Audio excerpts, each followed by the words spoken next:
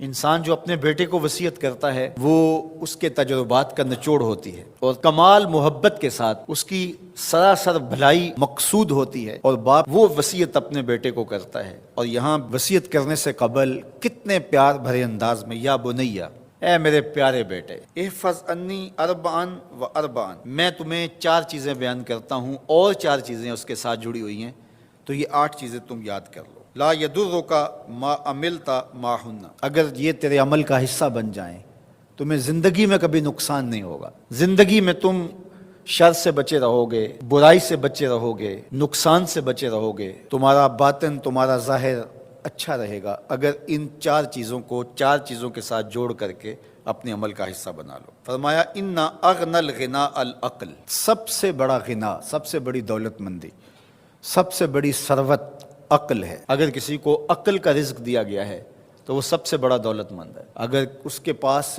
مال و متاع بہت سارے ہیں لیکن بے وقوف ہے تو وہ دولت مندی نہیں ہے۔ وَأَكْبَرُ الْفَقْرِ الْحُمْقُ، اور سب سے بڑا فقر اور سب سے بڑی محتاجی جہالت ہے۔ سب سے بڑی دولت مندی عقل ہے، اور سب سے بڑی غربت، سب سے بڑی غریبی اور سب سے بڑا فقر اور محتاجی بے وقوفی ہے۔ وَأَوْحَشَ الْوَحْشَةُ الْعُجْبُ، اور سب سے بڑی وحشت تنہائی عجب ہے، خود پسندی ہے، اپنے آپ کو دیکھنا کہ میں بہت کچھ ہوں۔ جو شخص اپنے آپ کو دیکھتا رہتا ہے اور وقت اپنے آپ کو ہی لوگوں کے سامنے پیش کرتا رہتا ہے بنا سنوار کے، وہ تنہا ہو جاتا ہے۔ لوگ اس کی ان خوبیوں کا بھی انکار کر دیتے ہیں جو خوبیاں واقعتاً اس کے اندر موجود ہوتی ہیں۔ اگر پاؤ ہے تو اپنے آپ کو سیر نہ بتاؤ، لوگ پاؤ کا بھی انکار کر دیں گے۔ تو جو جس حالت میں ہو وہی حالت لوگوں کے سامنے ہونی چاہیے، بلکہ اس سے اگر کم ہو۔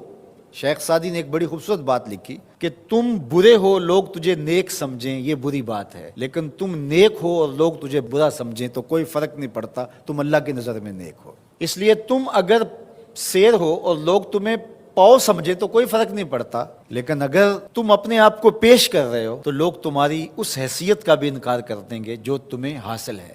وَأَكْرَمُ الْحَسَبِ حُسْنُ الْخُلُقِ، سب سے اچھا جو حسب و نسب ہے وہ کیا ہے؟ میں فلاں ہوتا ہوں، میں فلاں ہوتا ہوں، میں فلاں کا بیٹا ہوں، فلاں قبیلے سے میرا تعلق ہے، میرا باپ بڑا امیر کبیر تھا، اپنا حسب نامہ اس طرح لوگ پیش کرتے ہیں، مجھے جانتے ہو کہ میں فلاں ابن فلاں ہوں۔ سیدنا علی المرتضیٰ فرماتے ہیں بہترین جو حسب ہے جو آپ پیش کرتے ہیں وہ کیا ہے؟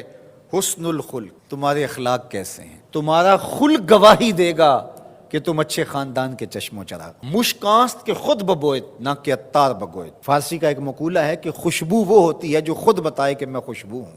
خوشبو بیچنے والا بتاتا پھر ذرا سونگ کے دیکھیے یہ بڑی اچھی خوشبو ہے، ذرا سونگیے، کہا یہ بتانے کی ضرورت نہیں۔ حضرت علی المرتضیٰ فرماتے ہیں تمہارے خلق کی خوشبو سے لوگ سمجھ جائیں گے یہ کون ہے، تمہارے اخلاق اتنے اچھے ہوں کہ لوگ پہچان جائیں تم کون ہے۔ تو بہترین حسب و نسب کیا ہے؟ اپنے بیٹے حضرت امام حسن رضی اللہ تعالیٰ عنہ کو بتا رہے ہیں، مجھے بتائیے امام حسن سے بہتر نسب اور حسب کس کا ہو سکتا ہے؟ رسول اللہ کی بیٹی کے بیٹے، امام الاولیاء کے فرزند ہیں، رسول اللہ کے نواسے ہیں، بنو ہاشم کے چشم و چراغ ہیں۔ تو انہیں یہ نہیں کہا کہ تم یہ بتاتے پھرنا، بلکہ کہا کہ تمہارا خلق گواہی دے کہ میں محمد کا نواسا ہوں، تمہارے اخلاق گواہی دے کہ میں نے فاطمہ کا دودھ پیا ہے، تمہارا کردار گواہی دے، تمہاری شجاعت گواہی دے کہ تم علی کے فرزند ارجمند ہو۔ اللہ اکبر۔ پھر حضرت علی المرتضیٰ رضی اللہ تعالیٰ عنہ ان چیزوں کو بیان کرنے کے بعد فرماتے ہیں یا بنیا، اے میرے بیٹے، ایاک والمصادقہ الاحمق، بے وقوف شخص کی دوستی سے ہمیشہ بچنا۔ فإنہ یرید ان ینفعک فیضرک، وہ دل سے چاہے کہ تمہیں نفع پہنچائے لیکن اپنی جہالت کی وجہ سے، اپنی بے وقوفی کی وجہ سے تمہیں نفع نہیں پہنچا سکے گا، تمہیں نقصان پہنچا دے گا۔ کہا جاتا ہے کہ بے وقوف دوست سے دانا دشمن اچھا ہے، تو وہ اسی قول کا مفہوم ہے۔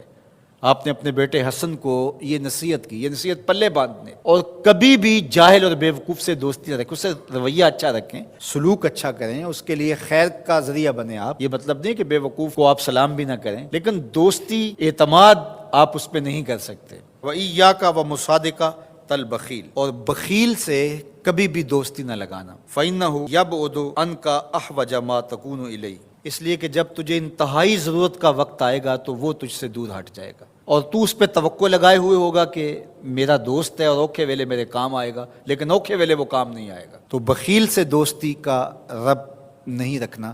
وَإِيَّاكَ وَمُصَادَقَةَ الْفَاجِرِ، بدکار شخص سے کبھی دوستی نہ رکھ، برے شخص سے کبھی دوستی کا رشتہ نہ جوڑنا۔ فَإِنَّهُ يَبِيعُكَ بِالطَّافَةِ، جو فاسق و فاجر ہے، برا شخص ہے، بدکار ہے، اس سے دوستی نہ رکھنا، اس لیے کہ وہ بہت تھوڑی قیمت میں تجھے بیچ دے گا۔ اور آخری بات، وَإِيَّاكَ وَمُصَادَقَةَ الْكَذَّابِ، جھوٹے آدمیوں سے کبھی دوست نہیں رکھنا۔ فَإِنَّهُ كَالسَّرَابِ يُقَرِّبُ عَلَيْكَ الْبَعِيدَ وَيُبْعِدُ عَلَيْكَ الْقَرِيبَ، وہ بعید کو تجھے قریب دکھائے گا، قریب کو تجھے بعید دکھائے گا۔ جو چیز قریب ہوتی ہے، جو سراب ہوتا ہے تو دور سے پانی دکھائی دیتا ہے، لیکن جب قریب جا کے دیکھتے ہیں تو سراب ہوتا ہے، پانی نہیں ہوتا۔ تو کہا وہ بھی سراب کی طرح ہوتا ہے، کذاب، جھوٹ بولنے والا، جو تجھے وہ نقشہ کھینچے گا جو ہوگا نہیں، تجھے وہ چیزیں بتائے گا جو نفس العمل میں نہیں ہوں گی، اور تو ایک مغالطے میں مارا جائے گا۔ یہ ہے حضرت سیدنا علی المرتضیٰ رضی اللہ تعالی عنہ کے وہ اقوال نور، جن کی گہرائی، گیرائی اور حکمت سے بھرے ہوئے یہ کلمات سے پھوٹتے ہوئے اجالے ہماری زندگی کو ایک اسلوب دیتے ہیں۔